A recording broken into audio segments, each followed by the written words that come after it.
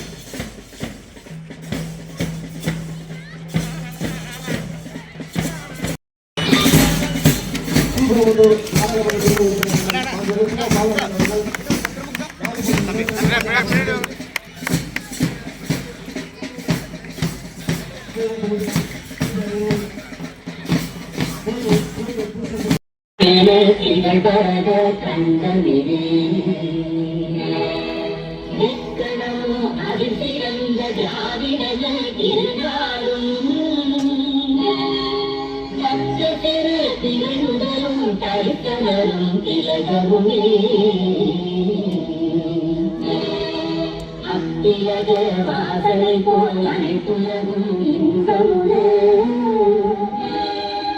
எத்திசையும் புகழ் மனத்தை இருந்த பெரும் தமிழனங்கே தமிழனங்கே உன் தீரமை திறந்து என்று செயல் மறந்து வாழ்த்துதமே வாழ்த்துதமே வாழ்த்துதமே.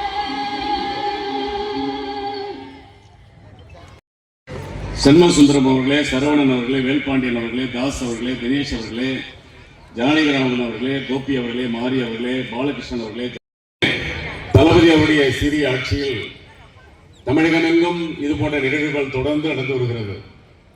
குறிப்பாக சொல்ல வேண்டும் என்று சொன்னால் பள்ளி கல்வித்துறை எடுத்துக்கொண்டோமானால் இன்றைக்கு பல ஆயிரம் கோடி ரூபாய் செலவில் தமிழகத்தில் இன்றைக்கு பள்ளி கல்வித்துறை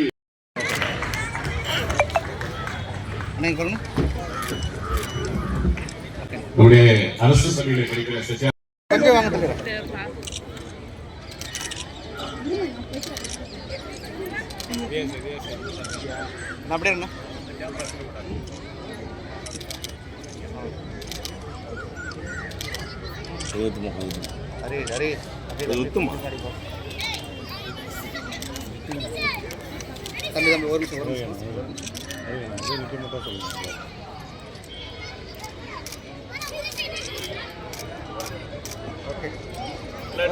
ஓகேண்ணா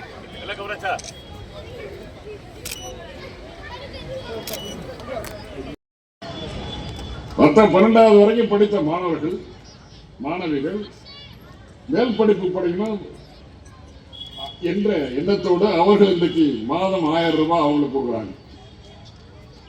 மாணவர்கள் மட்டுமல்ல மாணவிகள் மட்டுமல்ல மாணவர்களுக்கு கொடுக்கணும்.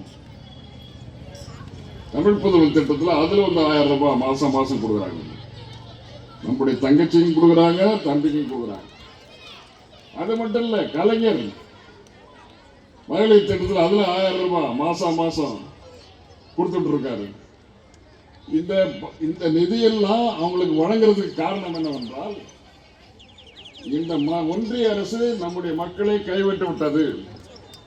கைவிடப்பட்ட நம்முடைய மக்கள், நம்முடைய தமிழகத்து மக்கள், நம்முடைய சகோதரிகள், நம்முடைய தம்பிகள் எல்லோரும் கவலைப்படாமல் வாழ்க்கையில் முன்னேற வேண்டும் என்பது மட்டுமல்ல, படிப்பிலே முன்னேற வேண்டும், எந்தவித பிரச்சனை இல்லாமல் வாழ்க்கை நடத்த வேண்டும் என்று அவர்கள் ஒவ்வொரு திட்டத்தை அறிவித்து கண்ணுங்கருத்தமாக அந்த திட்டத்தை நிறைவேற்றுவதில் தன்னை ஈடுபடுத்திக் கொண்டிருக்கிறார் என்று சொன்னால் மிகையாக. அதே போல திட்டங்கள் கிராமப்புற வளர்ச்சிக்காக இருந்தாலும் சரி, நகர்ப்புற வளர்ச்சிக்காக இருந்தாலும் சரி, எங்களெல்லாம் நினைச்சு என்ன சொல்றாரு, உங்களுக்கு கொடுக்க போற நிதி 5 கோடி ரூபாய் ஒரு எம்பிக்கு கொடுக்குறாங்க.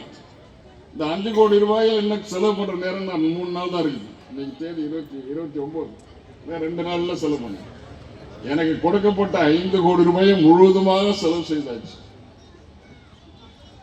நம்முடைய கணபதி கேட்டு கேட்டு வாங்கிட்டு வந்துட்டார். திட்டங்களா நிறைவேற்றது மகிழ்ச்சி தான். ஆனால் யார் முந்திக் கொண்டார்களோ அவர்களுக்கு கொடுக்கப்பட்டது மட்டுமல்ல, 6 தொகுதிக்கும் நிறைவாகவே நான் செய்திருக்கிறேன். 6 தொகுதி தான். கணபதி கேட்டுட்டே இருப்பாரு, நான் கொடுத்துட்டே இருக்க முடியுமா? இல்லை, நேற்று வச்சாச்சு.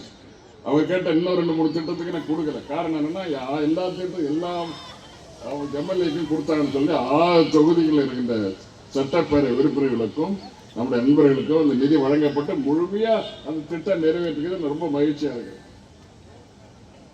இந்த மாதிரி 5 கோடி ரூபாயும் செலவு செய்து மக்களுக்கு திட்டமாக போய் சேர்ந்திருக்கிறது என்பதை நான் மகிழ்ச்சியோடு உங்களுக்கு சொல்லிக்கொள்ள வருவேன். இது உங்க பணம் தான், ஏன் பணம் கிடையாது.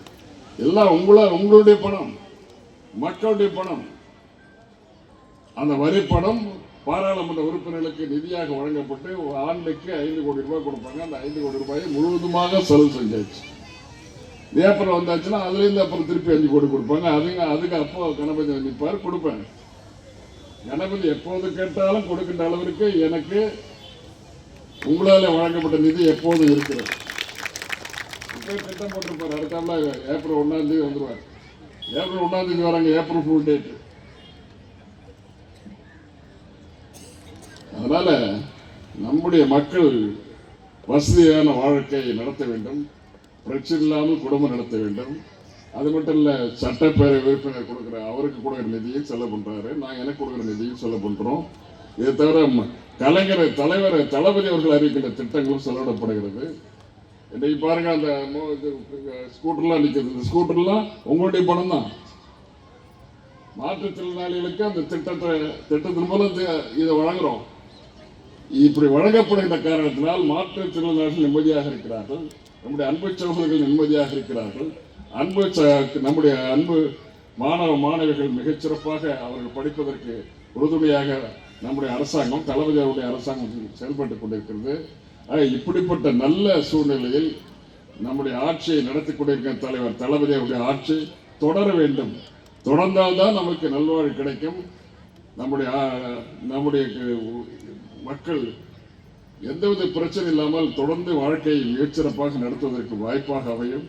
ஆகவே தலைவர் தளபதி அவர்களுடைய ஆட்சி தொடர்வதற்காக நீங்கள் எல்லோரும் உறுதுணையாக இருக்க வேண்டும் என்று நான் உங்களை கேட்டு உங்களிடமிருந்து விடைபெறுகிறேன். வணக்கம்.